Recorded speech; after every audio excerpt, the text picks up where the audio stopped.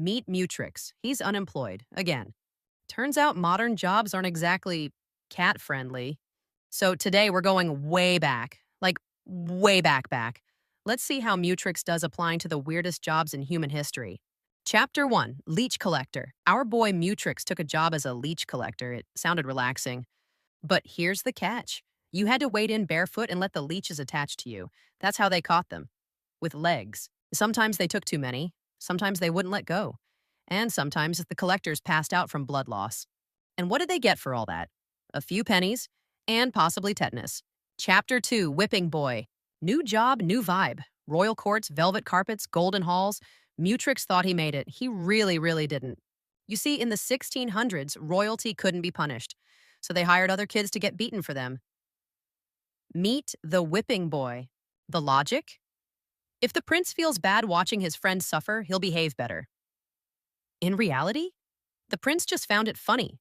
And the worst part? No benefits, no days off, just bruises. Royal life ain't for everyone, especially if you're the one getting smacked for someone else's math mistake. Chapter 3, Knocker-Upper. Victorian London, it's 5 a.m., everyone's asleep, except one unlucky cat. Before alarm clocks, people hired knocker-uppers to wake them up.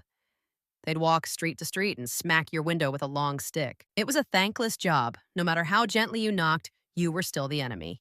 For a few pennies a week, you could be yelled at by strangers at sunrise. Chapter 4, A Professional Mourner.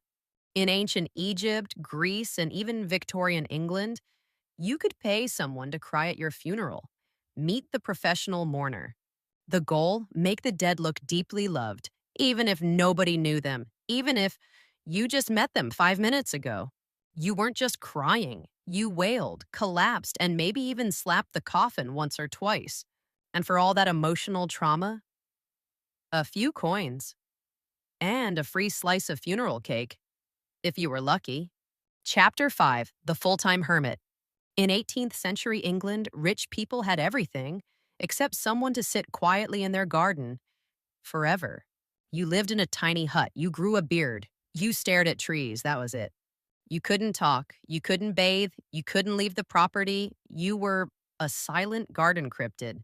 Mutrix made it 3 days. Then he started talking to squirrels. Follow for more. Mutrix Explains. And don't forget to subscribe and hit that bell button.